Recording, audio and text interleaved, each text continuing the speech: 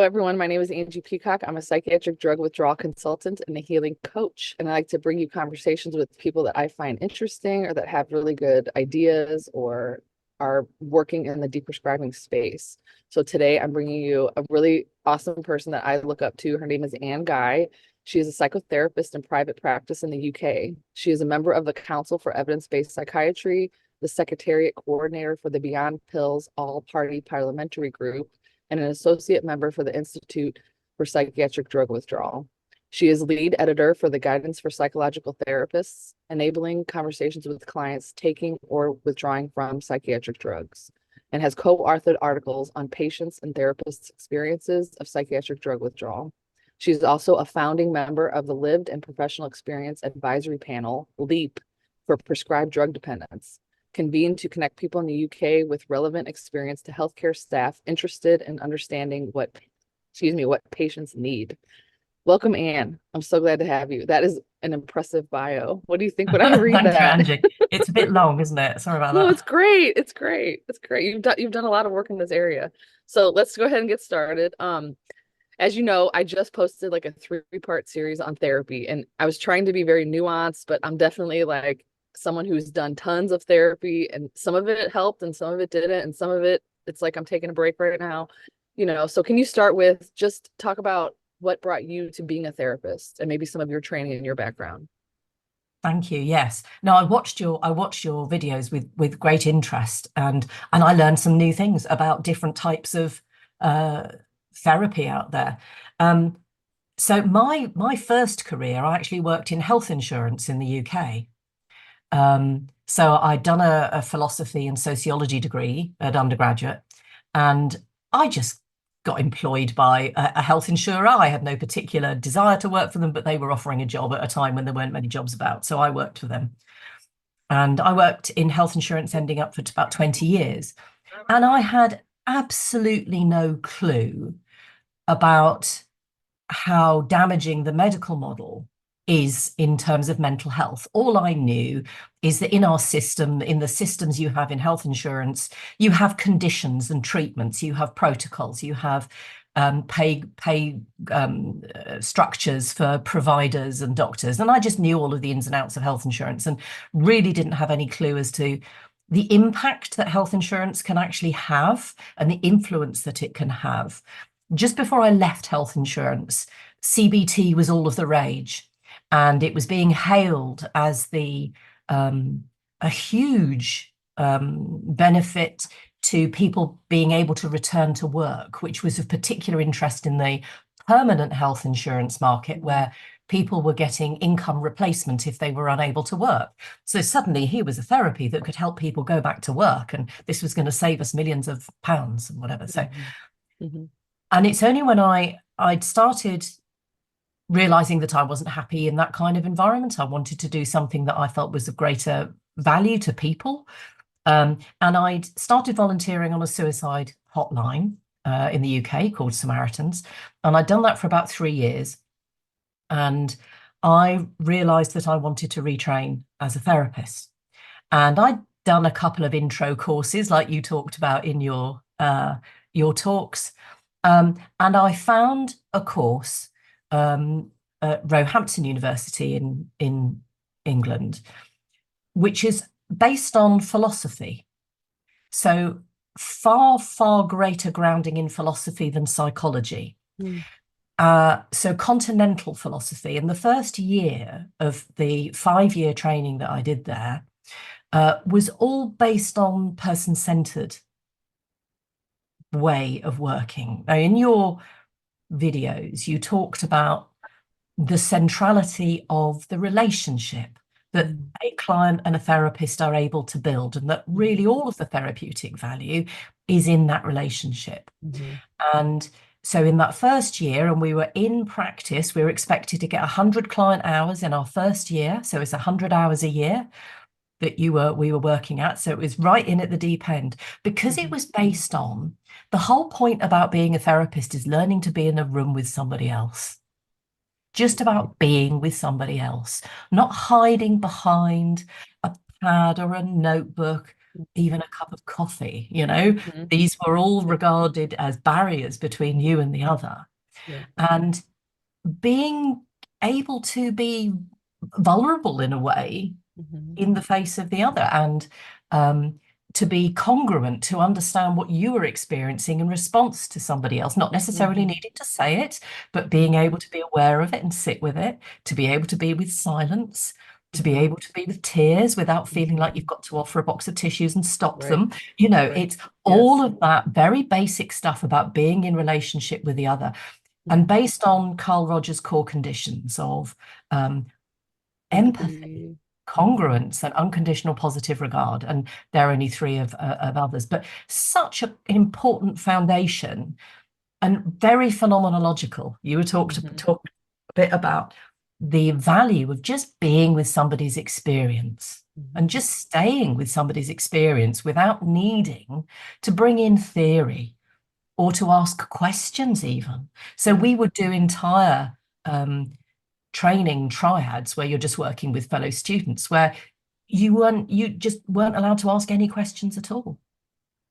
And That that is a was so good skill. powerful. Wow. It's So to powerful. be able to have a conversation with somebody without adding something, without adding your agenda, without adding your point of view, Mhm. without having goals, actually just the value of supporting somebody else's ability to think and feel in the moment. So the Mhm. entire first year of training was really based on that. It's amazing.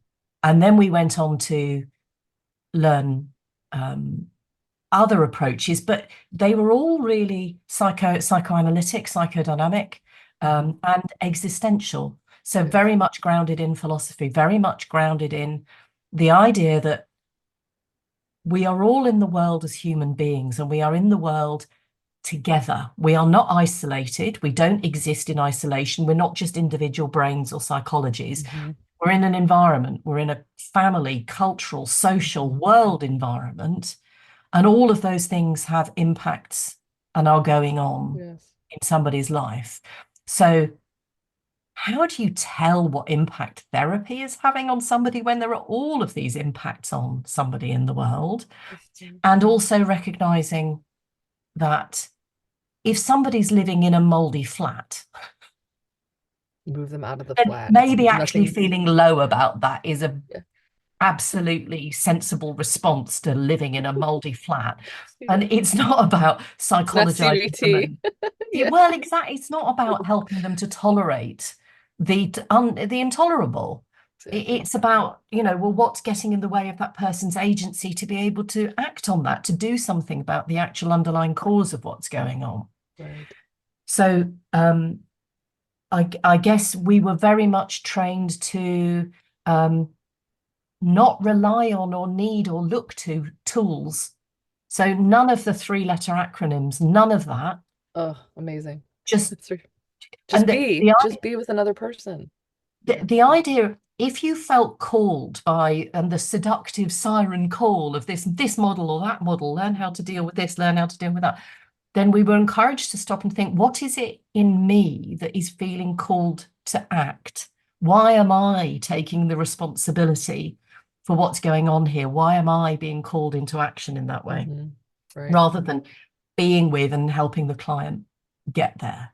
So, there are some edges to that where it's helpful to understand Hmm. some things. So, like you, I've done quite a bit of work and understanding and reading around how best to work with trauma, Hmm. because I think unwittingly, if one doesn't know enough, there is the potential that somebody can re-traumatize themselves if Yes. they just start revisiting or just being in the moment with a memory, rather than helping them work with that in a way that is actually I'm not going to use the word safe, but as safe as is possible given what Yeah. we're talking about. Right. Right. So when you were talking about having studied St. Peter Levine and Hmm. Babette Rothschild is one that, I've The Body Remembers is her book. Hmm. I think is fantastic and helps understand about how to work with people who've got traumatic backgrounds. And it Hmm. needn't be about going through every inch of trauma that they've ever had No. No. at all. But the centrality of the therapeutic relationship, how important that is. You just keep coming back to that, and that's where all the work is done. Right.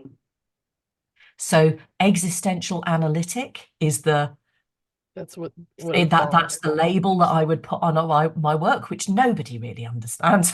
Yeah. And they kind of don't I need like to, it. because, I like it. Yeah. it's that But just being with people. well, and we had this conversation in one of my support circles about the inability of most people to sit with someone who's suffering, especially people in withdrawal, because it's such an intense experience. And I Yes. remember one of the members of the group got really upset, and they were like, "This needs to happen now. Why is this not happening?" And I'm like, "Well, if you think about it, this is why therapists and coaches have to get paid, because they have that skill. You know what I mean? Like, we have to pay for someone to listen to us, to be with us. When you're suffering that bad, you can't just go to your, sister or brother or your friend. They usually try to offer you an opinion or their perspective, or they try to fix it. They're not so much being present and just being with, and not trying to just giving you space. Like, it's like we don't know how to hold space for someone else. And I think that's where the professionalization of help, that's where it's coming from. It is a bit, but I just wish everyone had these skills. You know what I mean? What do you think Well, about and that? I think the problem is that a lot of professionals, and this might be controversial, I think don't necessarily have that capacity. I agree with you.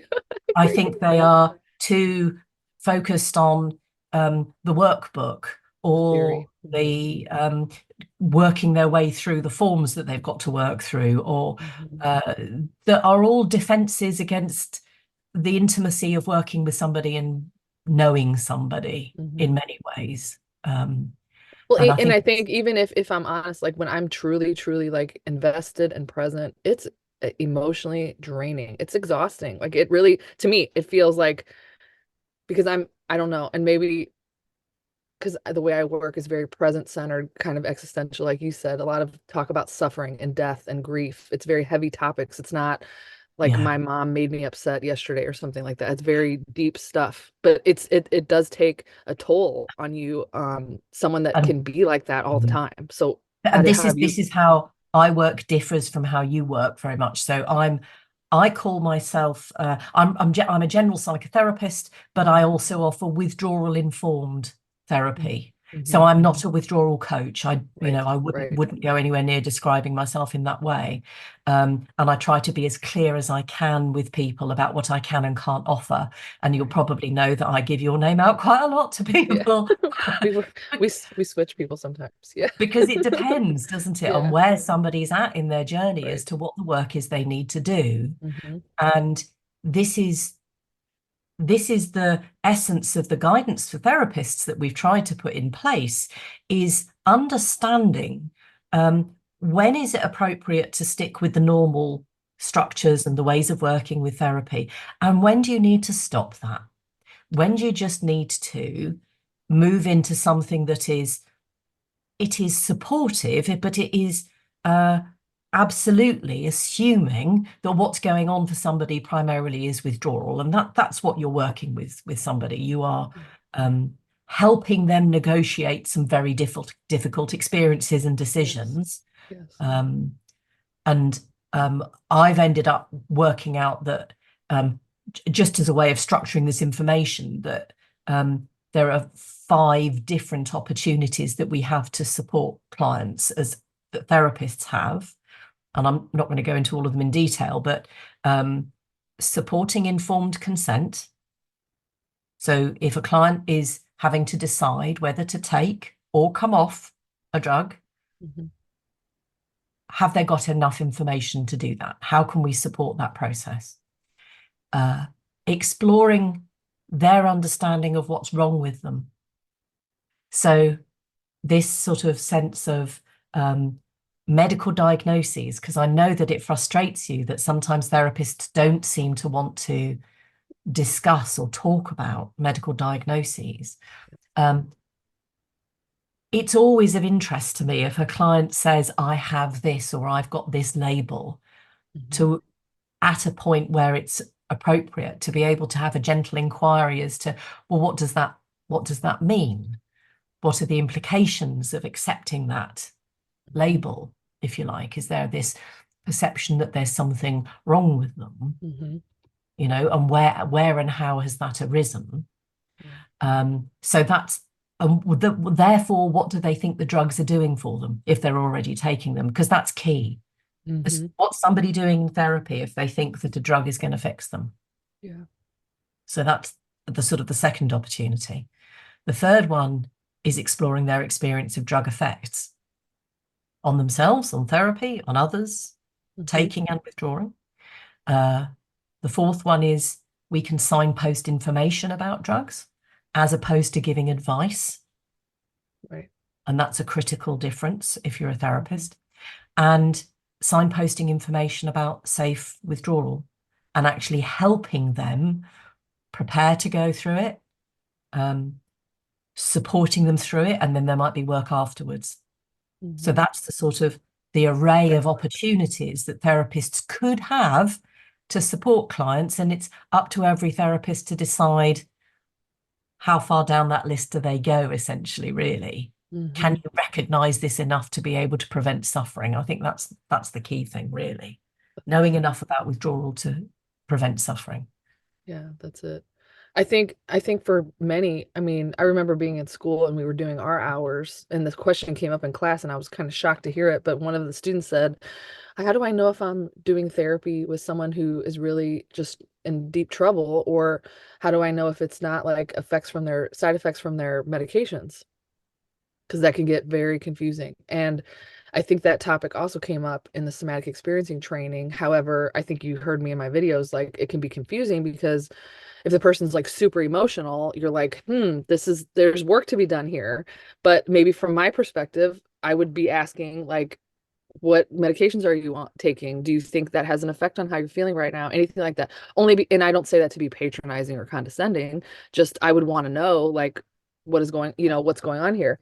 Even yesterday, I visited a therapist in person, and she was saying, in hindsight, looking back where she used to work on psychiatric wards, she's like, oh my God, the people that I saw, a lot of them were suffering from drug effects and we didn't know. And she remembered having the thought in school, wait a minute, if somebody's on that many medications, why are they so upset all the time? Like something's not adding up here. But she was talked out of that thought. So can you talk about like how confusing this is for just a normal therapist, like, and how touchy the subject is? Like, let's be honest, like when you ask about somebody's medication, that can cause defense. Like, my meds help me. That's what I would have said. My meds help me. Don't you dare touch it. I don't know. What do you think about this? I guess there are two groups of client to talk about here. One is my normal therapy clients, and the other is the group who arrive to talk to me because I know about withdrawal. Yes. So obviously it's a very different conversation, a very different set of issues with the two groups of client. And I was going to say this point earlier, and I got distracted. I distracted myself. Is that I'm lucky that I can balance these two groups of clients. So I'm not working with only people in withdrawal, because I think you're right. I think it is quite it's a different kind of work that can require a lot of emotional energy to really stay with people going through what they're going through. But so I'm able to balance the work that I do. Yeah. Now, what was the question you asked me originally? Oh, just like how confusing it is for just when a client arrives at you and you're not sure what's going on and how to even talk about that. Yes. Very much the first session when somebody arrives, I don't use any kind of formal assessment approach. I just kind of say, what's brought you here? Help me understand, and let people just tell me their story in their own time. In the form that I ask them to complete, if they're going to work with me, then I do just have a general question. Is there anything that you would like me to know that you haven't already told me? E.g., are you taking any medications? And so it can be very often just at that point, they might say, oh, yes, I'm on sertraline, usually an antidepressant, whatever, that might come up. So that's now in my head and I won't necessarily, say anything about it at that point, particularly if it's just sort of a fairly standard antidepressant that somebody's on. But I will now know to be listening for it. I now know at an appropriate juncture, if I get the opportunity to be curious about when did the prescription start, what prompted that, and what do they do for you, and just to ask some very general questions about to understand what they think the drug does, how they experience it, what affects them, how they might think but experience it helping them or not. So a very gentle exploration of that, because you're right, people can get quite defensive about it.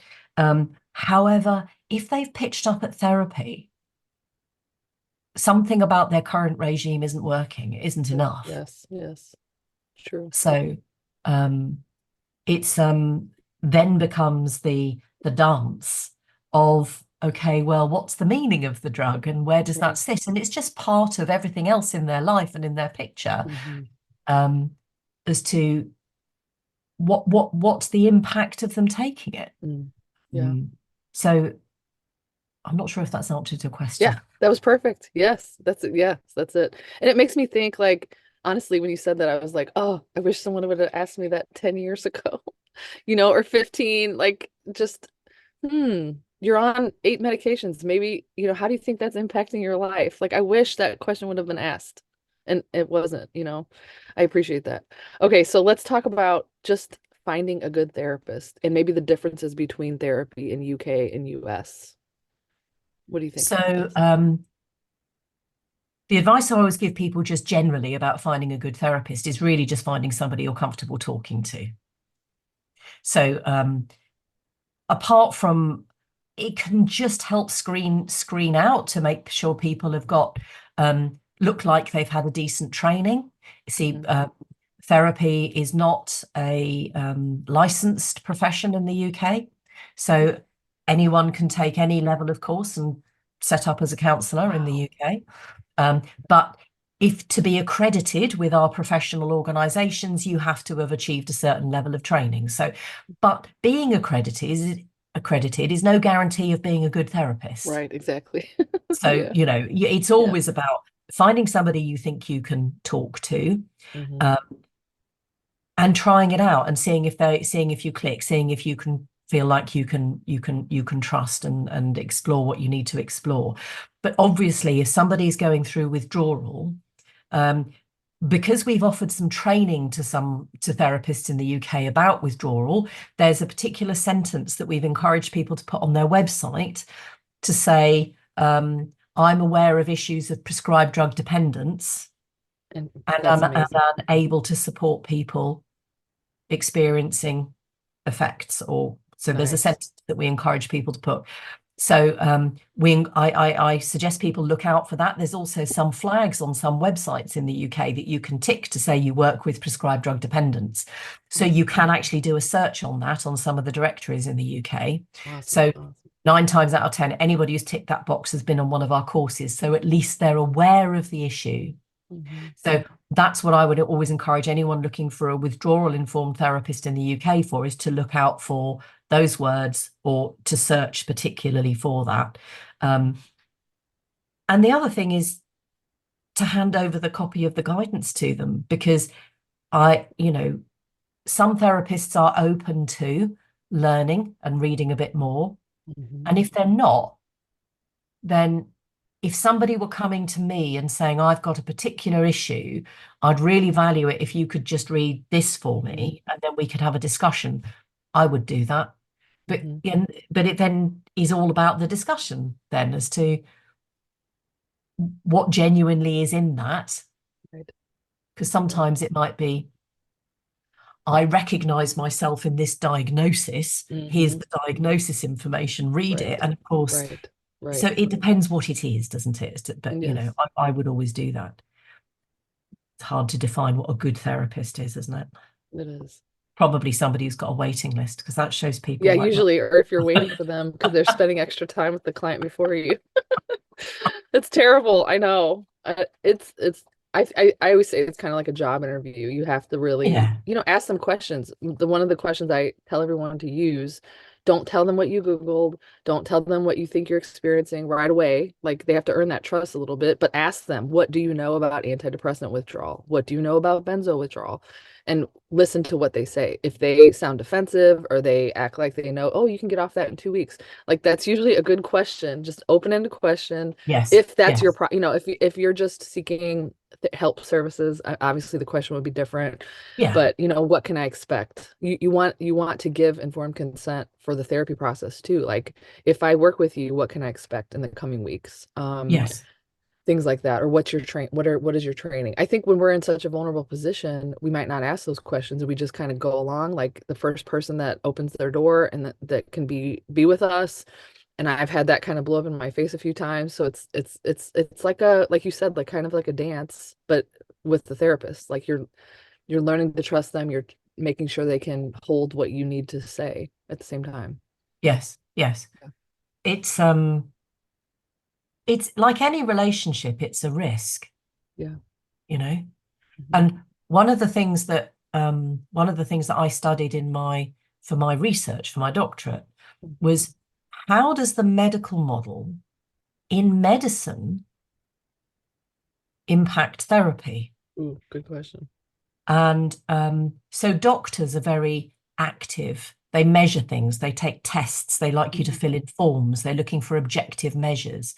They've decentered the role of the patient's account of their experience over the years. They have got more about being active rather than being with somebody. Right. And you can see all of the stuff we're talking about, the value of the relationship, that Mhm. used to be central to the value of the relationship with the doctor too. Mhm. And somebody once sort of estimated that, over 30% of the value of a patient-doctor interaction is the therapeutic relationship. It's the being heard. It's being listened to by Mhm. somebody who you feel has some kind of social authority, you Mhm. know. Interesting. So I personally try and avoid using medical language Mhm. in the way I work. Me too. I Me don't too. I don't have a clinic. I don't have a clinical supervisor. No, I no. don't have patients. I don't offer treatments. And Yeah. I'm very clear, even in my work with health insurers, because I do some work with health insurers, I'm an Mhm. accredited provider with them. But you don't have to use the language a lot of the time. Certainly in the UK, we've got more leeway than we think Mhm. to be able to not adopt that language. Mm. Um, so, sorry, I've forgotten what the original No, I question like was. it. It doesn't matter. Short-term I memory don't problem, remember either. clearly. It's fine. It's fine. Okay, let's talk about, like you said, the two different groups that you work with. The normal, I'm just seeking therapy because I need to talk about something pertinent to my life. And the clients that are the people that I just like to call them people. I hate all these Yes, words, but anyway, sure. the people that are going through withdrawal. For Yeah. me as a coach, the topics that I generally am working with people on are very present or future focused. Obviously, that's the difference between coaching and therapy. And for me, it's issues around identity. Like, Angie, I have lost myself. I don't even know who I am anymore. I don't know how to take steps. Like, what do I do to even gain a sense of self back after this traumatic thing that's happened to me coming off of medications, or some harm that they experience possibly. There's issues around sexuality and post-SSRI sexual dysfunction. There's issues around just misdiagnosis or the years that they've lost because they thought of themselves as mentally ill, and then they Oh, discovered, wait, maybe I'm not. Maybe I am, just had some troubles and then I was put on medication. So mhm. can you talk about, maybe in your work, how have those issues come up? How have you helped people? Because I just know a lot of the audience watching right now is feeling these things right the second as they're listening to us. So Yeah. what kind of, like, let's talk about this. A lot of the work I end up doing is helping people almost trace the narrative of who was I before I started on this Mhm. taking medications? Mhm. What happened that I ended up taking them? What's happened to me whilst I've been taking them? And where am I now and what am I left with? Right. And sometimes understanding what was in somebody's normal repertoire, if you like, before they started taking the drugs, who they were and what their issues were, can Mhm. be really helpful then in understanding sometimes how they've ended up responding to what's then happened to them then taking the drugs. And this is the disentangling, Mhm. so never wanting to psychologize a withdrawal effect, Mhm. as being the problem of the person, but it Right. might explain why it comes out in a particular way for somebody, for example, Mhm. some of the time. Mhm. Um, Wait, can you give me an example? Like, well, do, I find I've had a few people who've come to me about withdrawal who've always had some level of health anxiety in their mm, life. mhm. And so sometimes if they are in a place to do it, so I tend Mhm. not to get those people who are at their most extreme Mhm. part of withdrawal journey. But though some people do, and but it tends to be one-off sessions rather than ongoing work, Consistent, because that's right? a different kind Mhm. of thing. But understanding um, how their normal response to health issues might be playing into and working Mhm. out how they've arrived at this particular place, disentangling that just seems to be a really quite a common theme. Um, the particular um, expression of emotional distress through Mhm. health. And when you've talked about your somatic training, Mhm. Mhm. how we um, and Gabor Mate obviously is very good at all of this stuff in terms of Mhm. how our inner world ends up being expressed physically, because the whole idea of there being a mind-body split is just, as we know, nonsense. Mhm. Uh, and it's being able to negotiate that boundary and talk about that, but in a way that doesn't um, psychologize withdrawal effects. Right, right.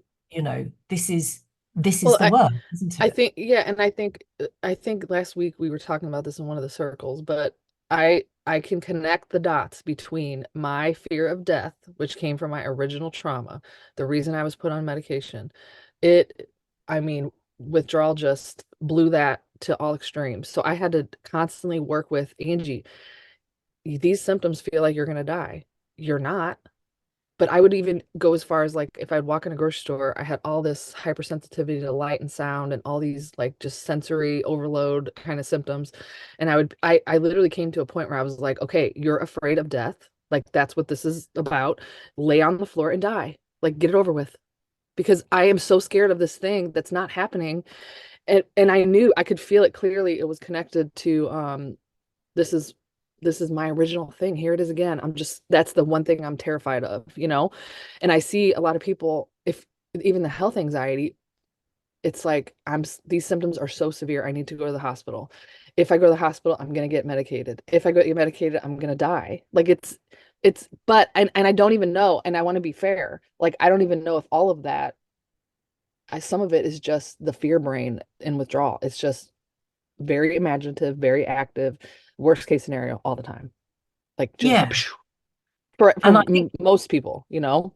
But for me, I yeah, definitely felt this is my original fear of death. And in a way, I laugh about this. It's probably not funny, but like I'm terrified of dying, but at the same time, I'm like, just put me out of my misery. And it's like it's a loop that I could never win. yes, Can never win. yes. It's just I'm squirrel chasing its tail. But anyway, Well, I yeah, it think comes up a lot. Health anyone anxiety. who isn't afraid of death just hasn't really thought about it, in my opinion. That's a good quote. You need that on a t-shirt. Yes. Yes. Yeah, um, Terrifying. Yeah. it absolutely is. Um, do you know what? I keep blanking, I'm I wonder if it's because what we're talking about, this whole sort of Hey, fear. this is phenomenological between you and I also. What is it? Let's talk about this, Anne. Oh my Remind me, God. Angie, what were we talking about? Just about health anxiety, the health anxiety, just Thank it can you. be I was amplified I and was going then to there's a say, point of work there. Yeah. yeah, yeah, yeah. In when I say normal, you can't say normal. In my non-withdrawal clients, health anxiety is so often connected to a fear of death Mhm. because it's trying to control the uncontrollable. That's usually Yes. what it Right. comes down to. But it's in somebody who's going through withdrawal and obviously is experiencing a lot of that, rather than when somebody is catastrophizing a lot, Mhm.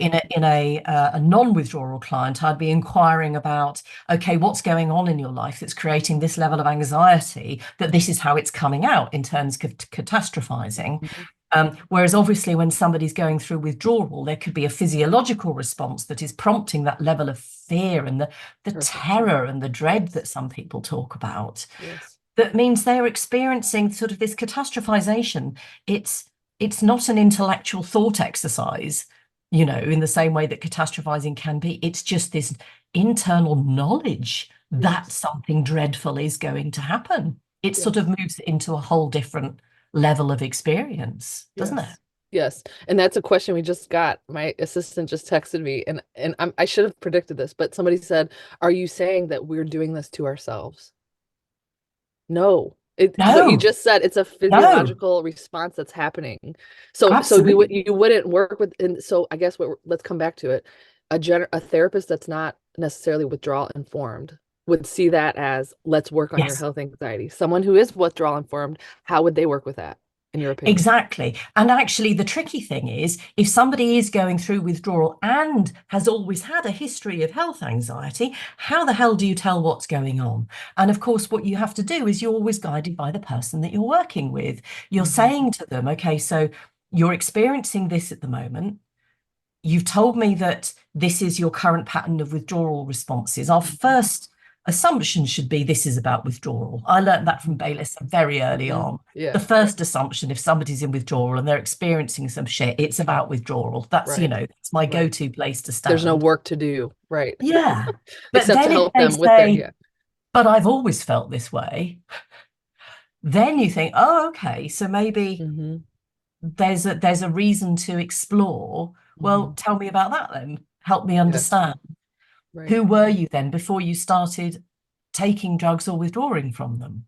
right.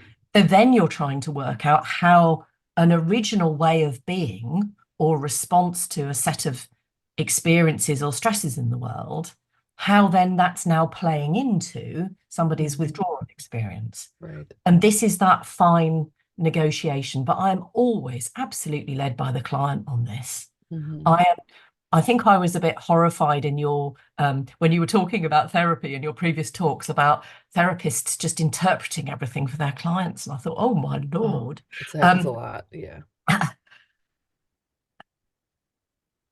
I was always taught as part of my training is that if one has an idea about what might be going on for somebody, that you might say this occurs to me, and I wonder if is there any part of this about what you're talking about, but always in an incredibly tentative way. Right. It's never a this is what you're going through sort of attempting to describe somebody's experience for them. Right. It's always this very sort of leading edge negotiation of trying to help somebody create a shared narrative about what's happening for them in a way that might be helpful for Hmm. them. Right. But I loved something about what you talked about in one of your talks about how if somebody is in the midst of withdrawal or even taking like benzos, for example, Hmm. that how able are they actually to process anything anyway? That's a good And topic. so, This is a good.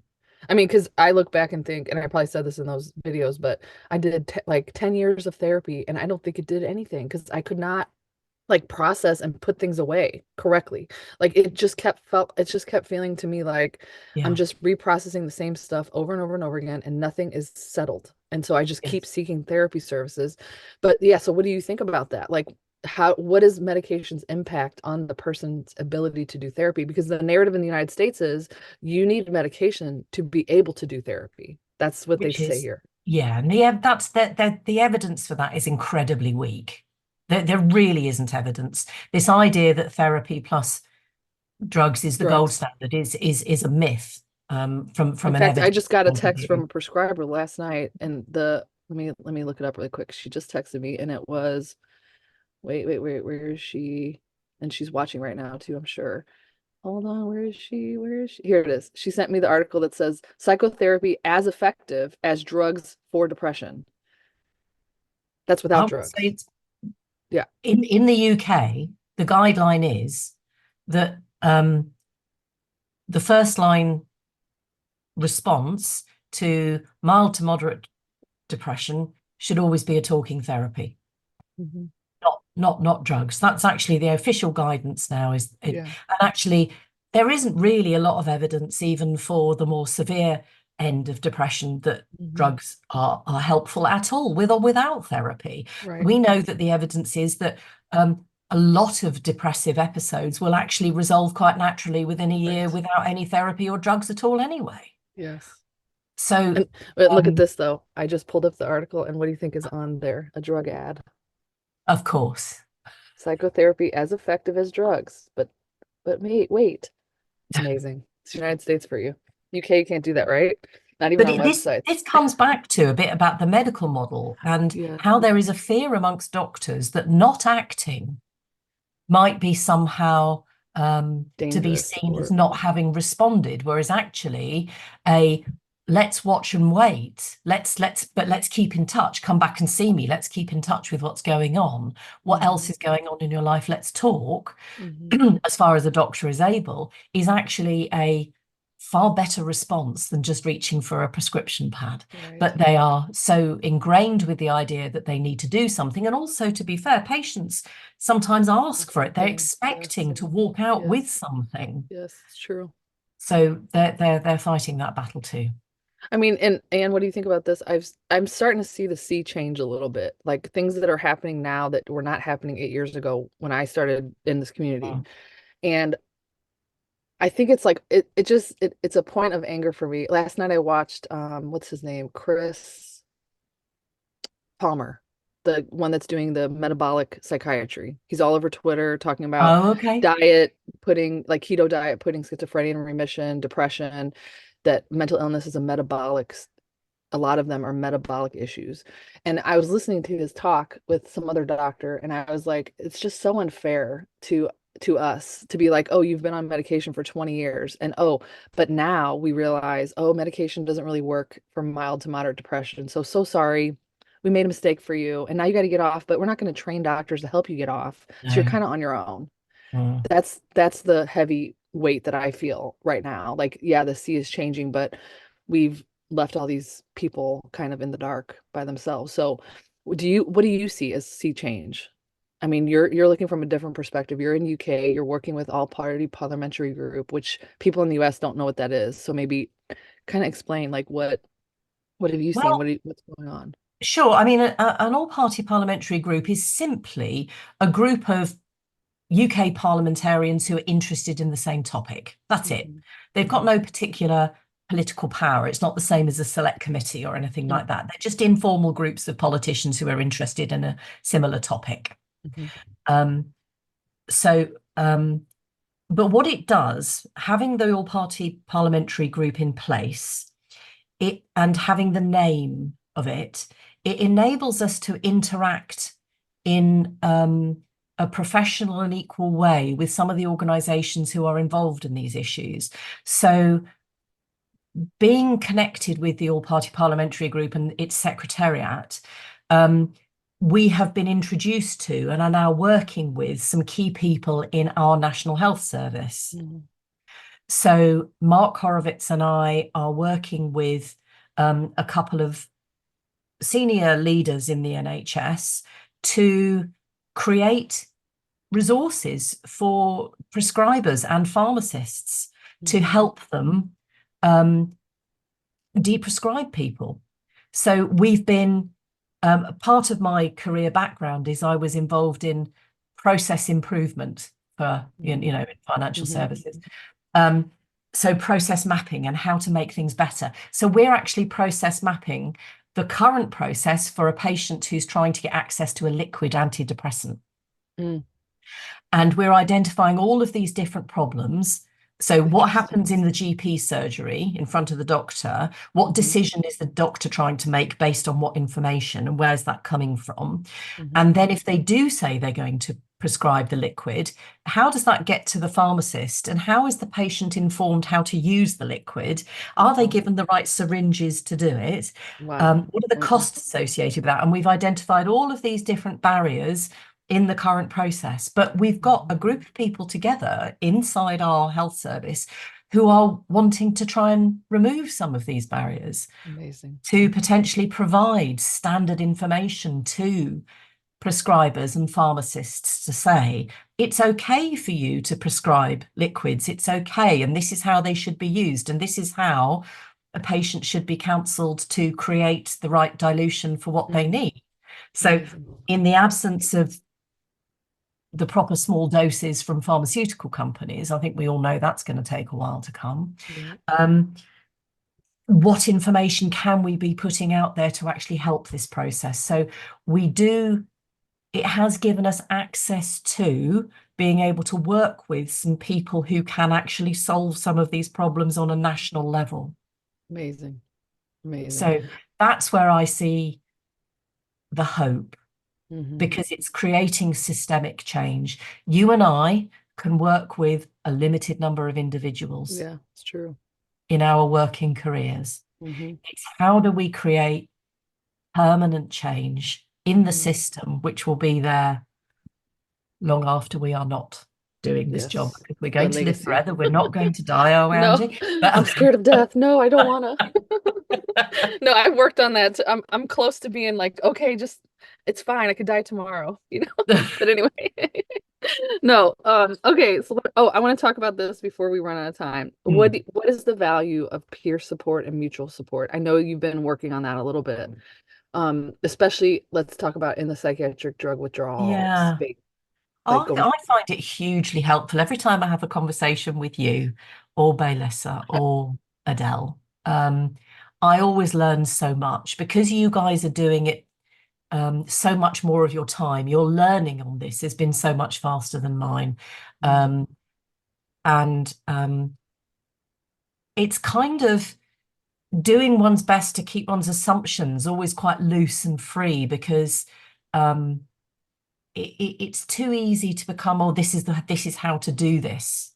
Right. And actually I'm more and more aware of how little I know. I feel the same. Like the longer I do this, the less I know. I like that. That's a good way to be. You know, I think you've always got to be open and learning from the people that you're working with all of the time. Yes. Very clearly. And I'm just always trying to be very transparent about what I can and can't offer.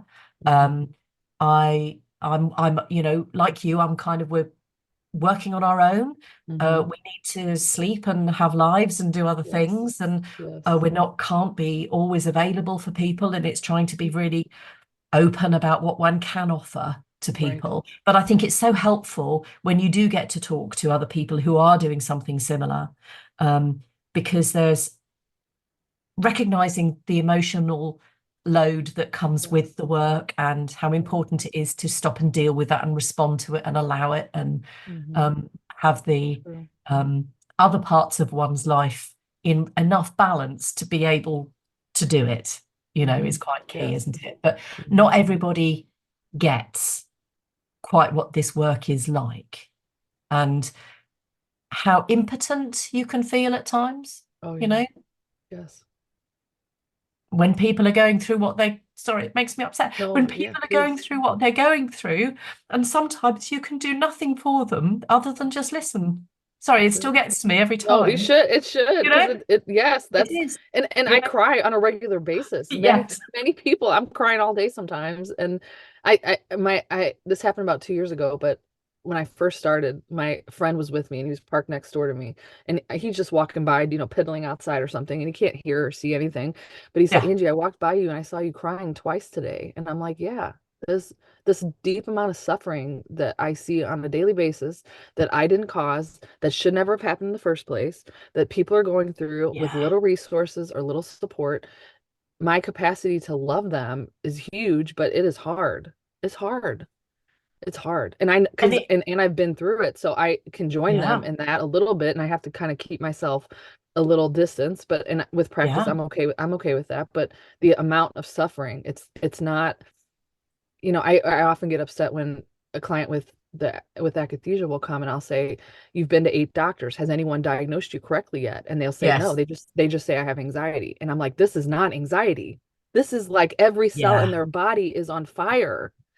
And I know that because I've been through it. The Yes. doctors don't know that, and maybe that's their defense against what's really happening. I don't know. But the amount of suffering is huge. Like, I it's guess huge. I'm lucky because I can take that sense of impotence Mhm. when working with individuals, and I can translate that into the work that I'm able to do on a larger scale, Yes, which yes, doesn't have the emotional content, but it yes, has the emotional drive behind it to, yes, this is about avoiding this suffering for people. yes, If we can get this information put in place, people yes. like you and I should be out of A jobs because business, nobody exactly, should be being put into withdrawal in the first place. exactly, That's exactly. my aim, is to make us redundant. Sorry about that, Angie, but it No, is. good. Yes, no, I tell people all the time, I'm trying to work myself out of a job. I don't want this to be happening. And I haven't said this publicly yet, but I guess I'll talk about it now. But I'm going down to 3 days a week so that I can work on other things because I can't.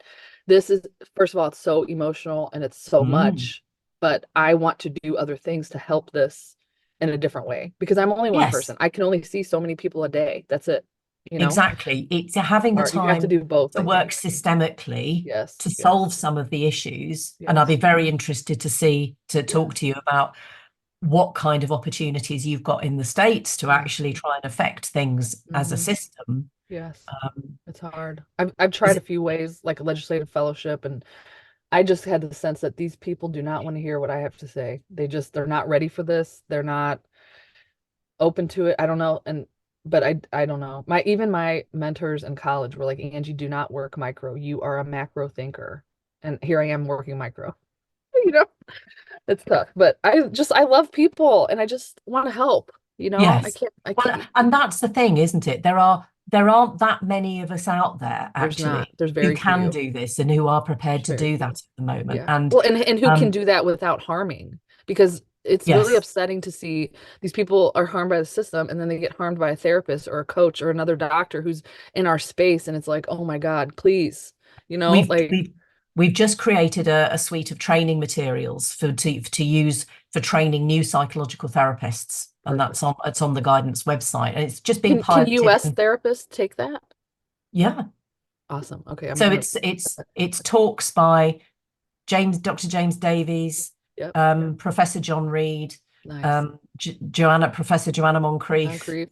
Hmm. and myself doing a few around the therapy side of it. Plus, we've got some interviews with people who are actually going through withdrawal. So Awesome. it's That's a sort of great. mix of staff.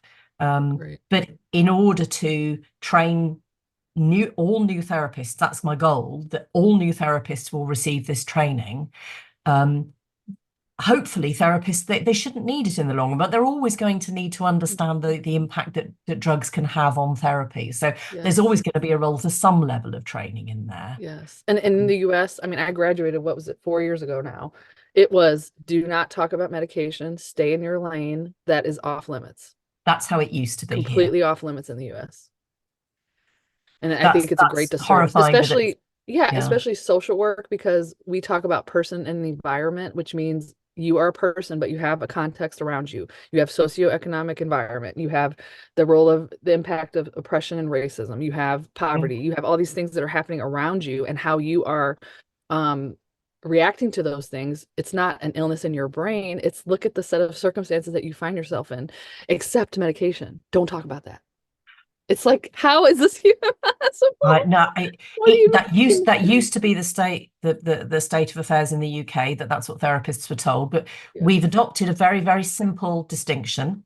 You can give medical information, but you can't give medical advice. Advice. But giving Exactly. medical information is absolutely fine. We all give Just, medical information yeah, to each other all of the time. right. So providing it's very clear that you're not giving personal advice, you're not trying to diagnose, you're not trying to talk about dosages and all the rest of it, but general information about drugs and about withdrawal and about tapering, that's fine.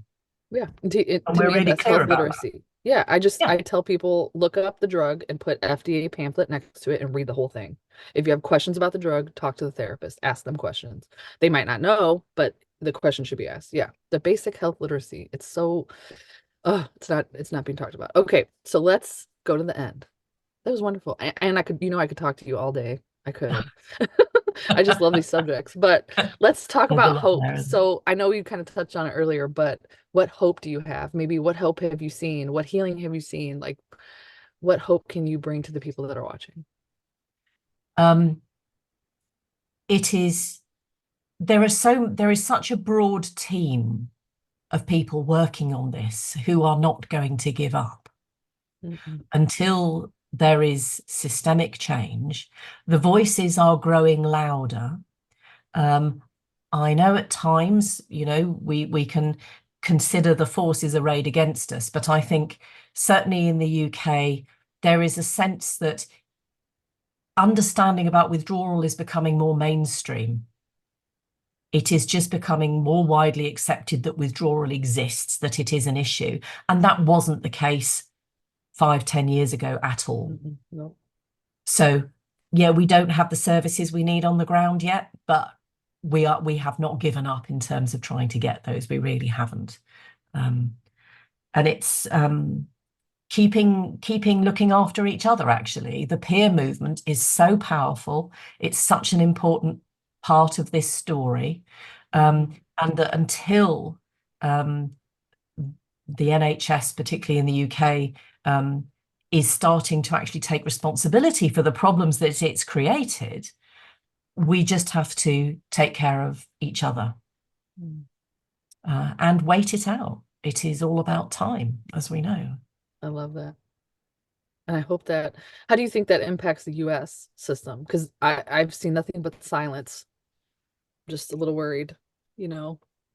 Do you think the UK will sort of bleed off into the US, or do we have to, the US people have to work after it a little bit I would say differently? probably one of the biggest strands is what's coming out of the World Health Organization and the UN at the moment, because that's global. Yes. What we're True. talking about there, this recognition that We are over medicalizing. psychiatry has to shift in terms of really acting on the psychosocial causes of distress. That's what I think will bring the sea change, actually, is that message that's coming from the World Health Organization and the United Nations. Yeah, I mean, and I saw that a little bit where the social determinants of mental health were given some airway, which is taking it out of the individual's brain and into the context more. But in the same breath, I noticed it was like, okay, but use ketamine. I'm like, no, wait, no, you're missing it. But yeah, okay. I'm not sure that was in the UN and WHO guidance. No, that was in the APA Okay. conference. Every year when the conference material comes out, I start see. scanning. Sorry, I missed scan, it with scan, APA. scan. Yeah, and I'm looking. I'm like, please let there be something about deprescribing. There's never, and there's some groups there's a group that I've just been working with called CAMP, CAMPP. Don't ask me what it stands for because I don't remember. But they are trying to get into the APA conference to talk about over medicalizing human distress, from like the diagnosis side of things. But yes, I'm always looking like through all the conferences, like, where is it? No, it's not there yet.